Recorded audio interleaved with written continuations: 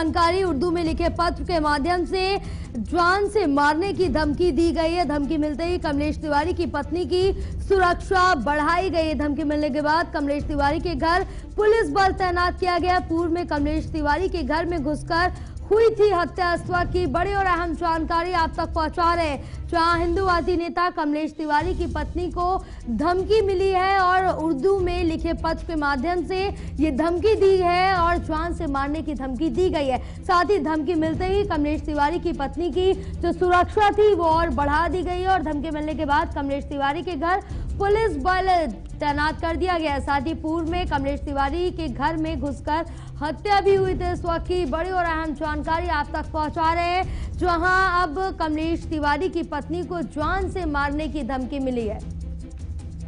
हमारे साथ संवाददाता उमेश मिश्रा जुड़े हुए हैं। उमेश, जिस तरह से अब हिंदूवादी नेता कमलेश तिवारी की पत्नी को जान से मारने की धमकी मिली, क्या कुछ खबर निकल के सामने आ रही है?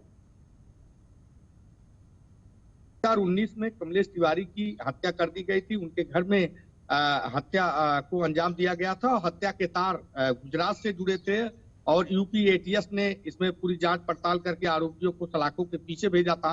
हालांकि इस पूरे हत्याकांड के तार आतंकियों से भी जुड़े थे। तो ऐसे में एक बार फिर पुलिस के लिए एक चुनौती है कि जिस तरह से कमलेश तिवारी की हत्या हो गई थी, अब उनकी पत्नी किरण को उर्दू में खत मिला है और उस पर कोई डाक टिकट नहीं है, भेजने वाले का नाम नहीं है जया।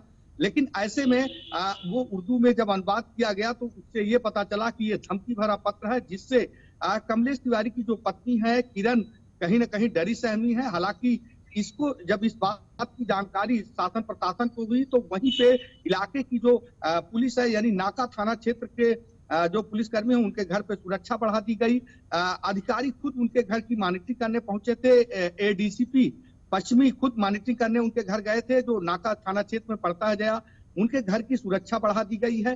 कहीं ना कहीं पुलिस पूरे मामले को लेकर पूरी तरह से जांच पड़ताल में जुटी है कि आखिर ये खत किसने भेजा है। सीसीटीवी फुटेज के माध्यम से देखा जा रहा कि आखिर कमलेश तिवारी की जो स्वर्गीय है, जो कमलेश तिवारी की हत्या हुई थी, उनकी पत्नी को खत भेजने वाले का सुराग तलाश रही है उत्तर प्रदेश पुलिस। और इस पूरे मामले को लेकर कहीं ना कहीं जो सुरक्षा एजेंसियां हैं, पूरे मामले को संज्ञान में लिया गया। बिल्कुल उमेश, क्योंकि यहाँ पर जो सुरक्षा एजेंसियां हैं इस समय सचो को अलर्ट रहने की जरूरत है, क्योंकि इससे पहले जिस तरह से कमलेश तिवारी की हत्या घर में घुसकर की गई थी, उसके बाद अब उनकी पत्नी को ये धमकी भरा पत्र मिला है। तो इसके पहले कोई अनहोनी हो तो सख्त से सख्त कदम उठाना चाहिए और जो भी इसके पीछे ये पूरी मंशा गढ़ रहा है उसको जल्द से जल्द गिरफ्तार करना चाहिए।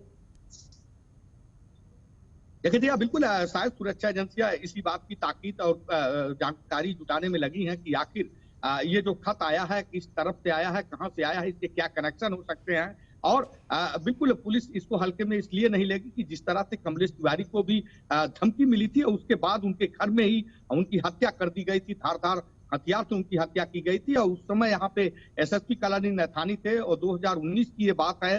तो कहीं न कहीं पुलिस पूरे मामले को लेकर गंभीर है और शायद यही वजह है कि लगातार लखनऊ के पुलिस कमिश्नर पूरी चीज की मॉनिटरिंग कर रहे हैं। लगातार उन्होंने सुबह अधिकारियों से और तब जब से जानकारी में आया है उन्होंने बातचीत की है और उनके घर की जो सुरक्षा है वो बढ़ा दी गई। बिल्कुल उमेश, तमाम जानकारी साझा करने के लिए बहुत शुक्रिया।